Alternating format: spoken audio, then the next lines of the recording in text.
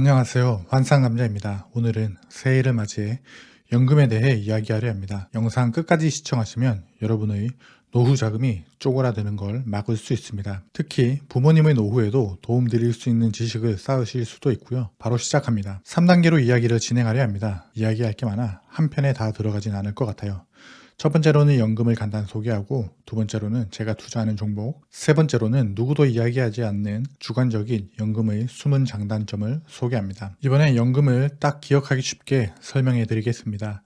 연금을 이야기하려면 큰 줄기부터 작은 줄기로 내려오는 게 이해하기 훨씬 쉽습니다. 연금은 그 뿌리부터 아는 게 중요한데요. 대한민국 정부는 나름 열심히 일하고 있습니다. 정부에서는 국민 노후를 위해 3층짜리 안전망을 설계했습니다. 첫 번째로는 국민연금이고요. 두 번째로는 퇴직연금, 세 번째로는 개인연금입니다. 이게 뭐 듣보잡 같은 설계가 아니고 OECD와 월드뱅크에서 권장하는 방식입니다. 1층인 국민연금으로 최소한의 생계를 보장하고, 2층 퇴직연금으로 안정적인 생활을 유지하게 하고, 3층인 개인연금으로 여유로운 생활을 안내하게 만드는 거죠. 즉, 우리의 노후를 위해 쓸 노후 자금은 국민연금, 퇴직연금, 개인연금을 합친 자금들입니다. 여기에 더해서 한국의 특수한 상황도 있죠. 자산 중 부동산 비중이 다른 나라보다 월등히 높다 보니 역모기지론인 주택연금까지 더했습니다. 그리고 주택연금이 최근 개정되면서 최근 가입자 수도 증가하는 추세고요. 사회적 인식 변화와 개선 사항이 일부 반영되다 보니 증가가 지속되는 것 같습니다. 잠깐 주택연금 고민하시는 분들을 위해 팁을 드리자면, 주택연금을 가입하는 가장 좋은 시기는 집값이 고점일 때가 가장 좋습니다.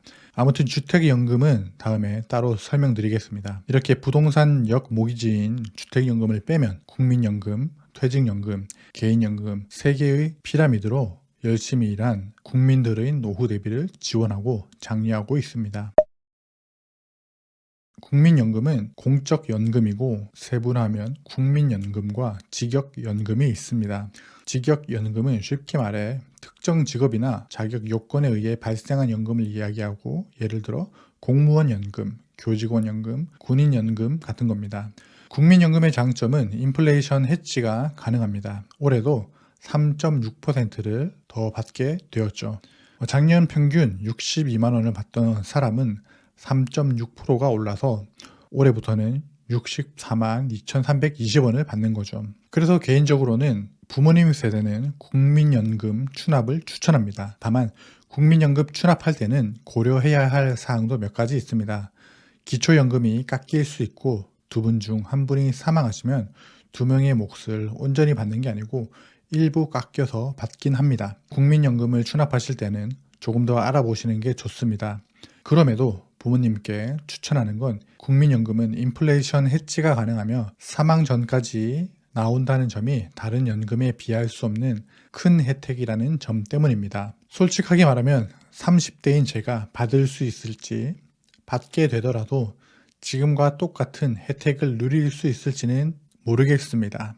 그럼에도 지금 현재는 국민연금, 퇴직연금, 개인연금 중 가장 좋은 연금은 국민연금입니다. 2층인 퇴직연금을 살펴볼까요? 퇴직연금은 DB와 DC가 있습니다.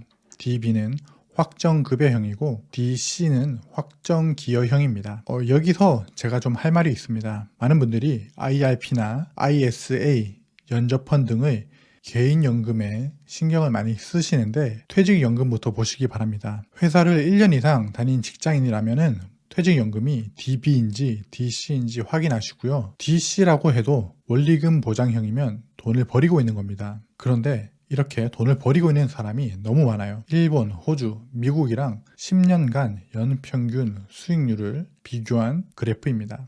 한국엔 원리금 보장 받으려다가 미래를 보장받지 못하는 사람들이 79%나 됩니다. 주요국 퇴직연금 최근 10년간 연평균 수익률을 봐도 2.7%입니다. 2.7%면은 인플레이션 3%보다 0.3% 낮으므로 계속 돈을 까먹고 있는 거죠. 제가 가장 놀란 건, 제가 다니고 있는 직장 동료들 중에도 본인이 DB인지 DC인지, 그리고 DC형이라면은 어디에 운용되고 있는지조차 본인이 모른다는 겁니다. 여러분은 퇴직연금을 회사에서 확인해 보세요.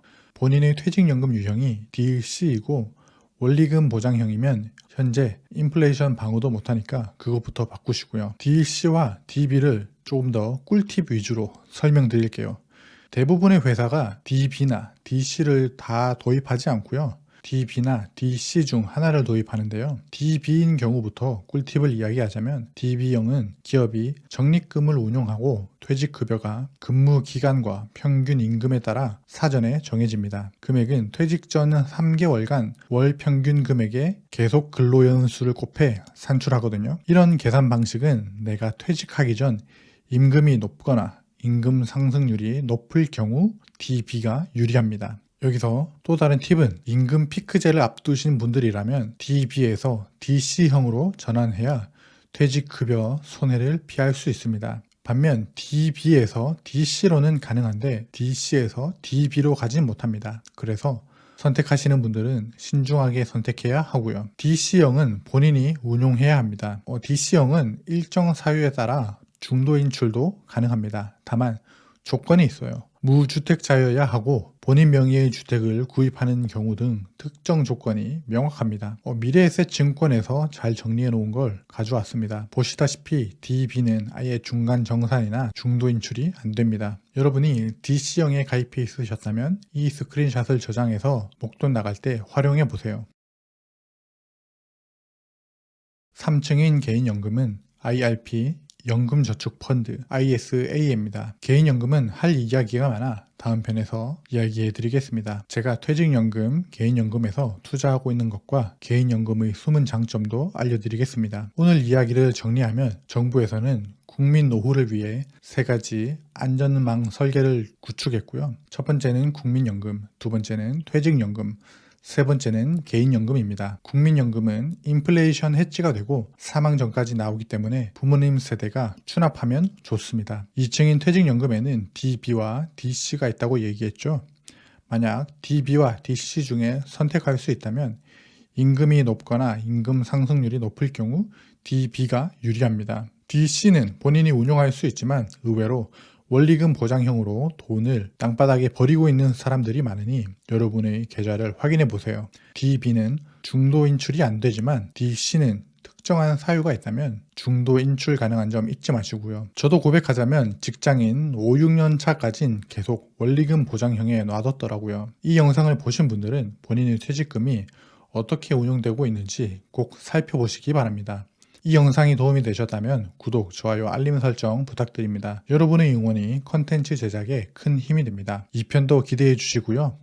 여러분의 인생 우상향을 응원합니다. 감사합니다.